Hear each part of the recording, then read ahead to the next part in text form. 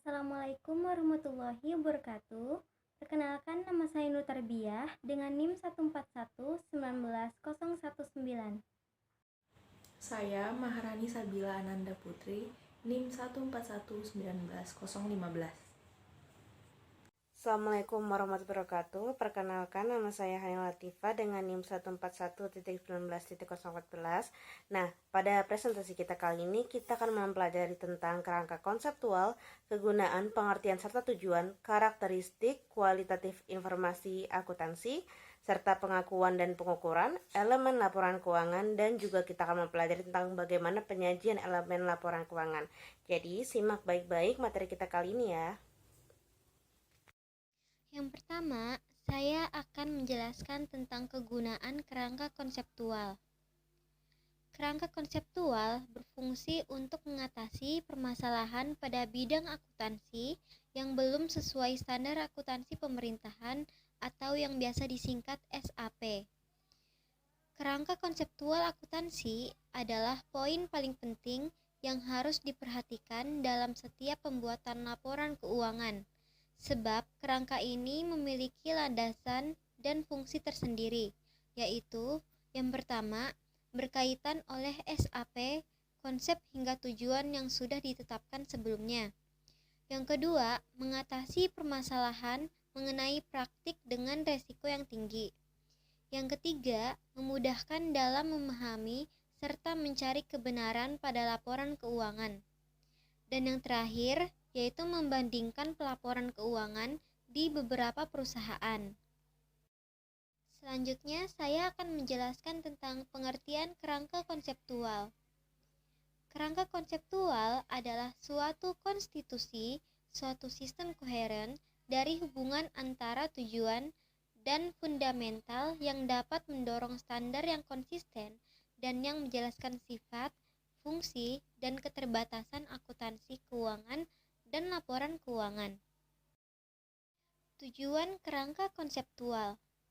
Kerangka konseptual merumuskan konsep yang mendasari penyusunan dan pengembangan SAP yang selanjutnya dapat disebut standar. Tujuannya adalah sebagai acuan bagi yang pertama, penyusun standar dalam melaksanakan tugasnya. Yang kedua, penyusun laporan keuangan dalam menanggulangi masalah akuntansi yang belum diatur dalam standar. Yang ketiga, pemeriksa dalam memberikan pendapat mengenai apakah laporan keuangan disusun sesuai dengan standar. Dan yang terakhir, para pengguna laporan keuangan dalam menafsirkan informasi yang 12 disajikan pada laporan keuangan yang disusun sesuai dengan standar. Baik, untuk yang selanjutnya ada karakteristik kualitatif informasi akuntansi.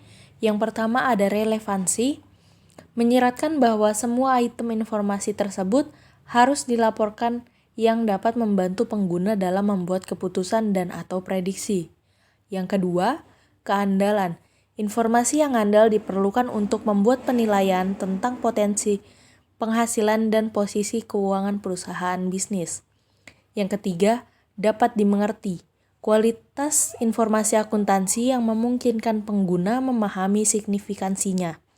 Yang keempat, keterbandingan, menyiratkan untuk memiliki hal-hal serupa yang dilaporkan dengan cara serupa dan hal-hal yang berbeda dilaporkan secara berbeda. Yang kelima, ada netralitas, pilihan netral antara alternatif akuntansi bebas dari informasi bisa terhadap hasil yang telah ditentukan sebelumnya. Yang keenam, ada konsistensi, penggunaan prinsip akuntansi konsisten dari satu periode akuntansi ke periode lain meningkatkan kegunaan laporan keuangan bagi pengguna dengan memfasilitasi analisis dan pemahaman data akuntansi komparatif. Yang ketujuh, ada materialitas. Konsep materialitas menyiratkan bahwa tidak semua informasi keuangan perlu atau harus dikomunikasikan dalam laporan akuntansi, hanya informasi material yang harus dilaporkan. Yang kedelapan, ada ketepatan waktu. Ketepatan waktu berarti memiliki informasi yang tersedia bagi para pembuat keputusan sebelum kehilangan kapasitasnya untuk mempengaruhi keputusan. Yang kesembilan ada dapat diverifikasi untuk memberikan tingkat keyakinan yang signifikan bahwa ukuran akuntansi mewakili apa yang dimaksudkan untuk diwakili. Yang ke-10 ada konservatisme, umumnya disebutkan sebagai konvensi yang diyakini bahwa akuntan untuk tepat dalam membuat keputusan akuntansi.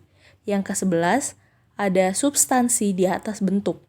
Realisme ekonomi biasanya tidak disebutkan sebagai kriteria kualitatif dalam literatur akuntansi, tetapi hal ini penting bagi investor.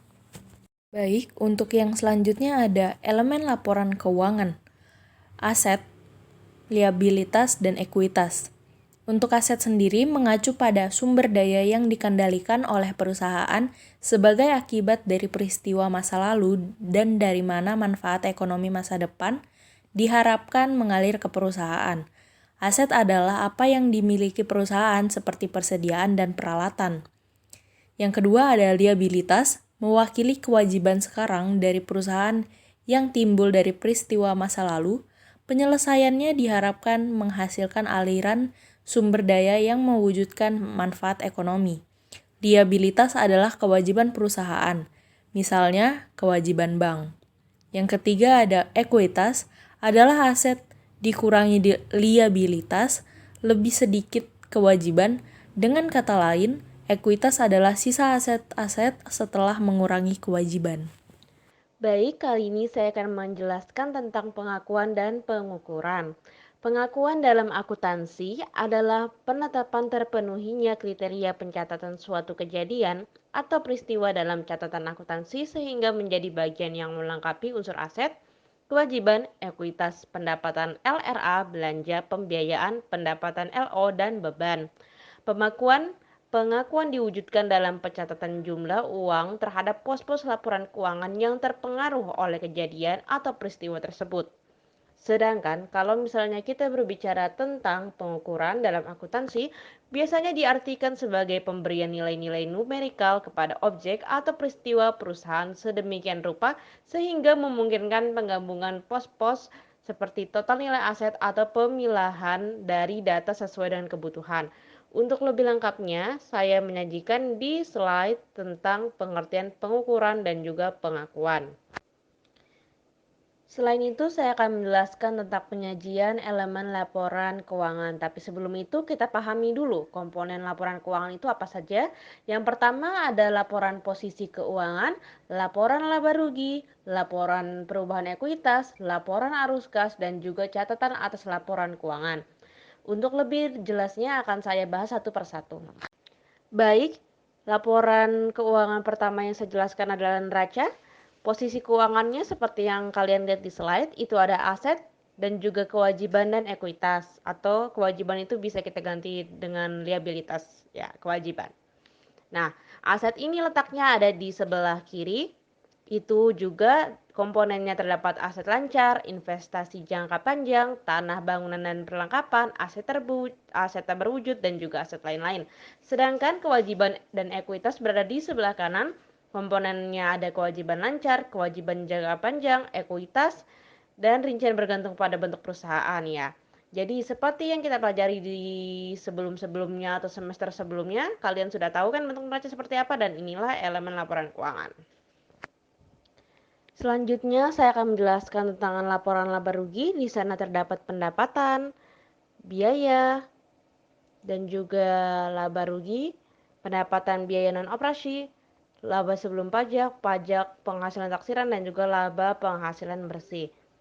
Nah, itu bisa kalian lihat contohnya di slide. Dan juga kalau misalnya kita berbicara tentang contoh dalam hitungan perusahaan ya. Nah, pendapatan itu kalian bisa ditambahkan dengan penjualan bersih, sedangkan beban semuanya itu bisa kalian tambahkan. Lalu total pendapatan itu bisa kalian kurangkan dengan beban. Sehabis itu jadilah laba sebelum pajak, baru dikurang pajak dan jadilah laba bersih. Berikutnya adalah laporan perubahan modal atau ekuitas.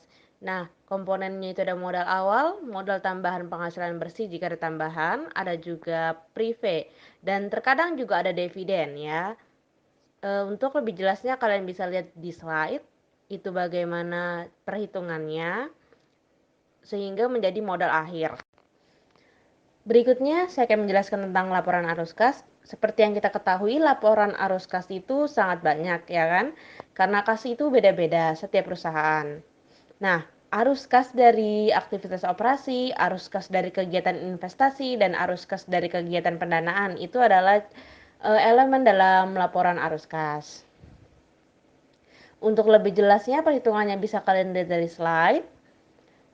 Laporan arus kas ini bertujuan untuk mencari kas bersih pada saldo di akhir Januari 31 Januari 2019.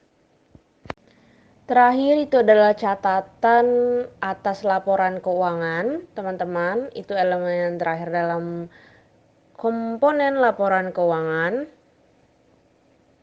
Dan itu sebenarnya ada banyak sekali dan beda-beda. Jadi kas sendiri, terus itu hutang sendiri, utang sendiri, pendapatan sendiri, beban sendiri, dan ini salah satu contoh dari catatan kas.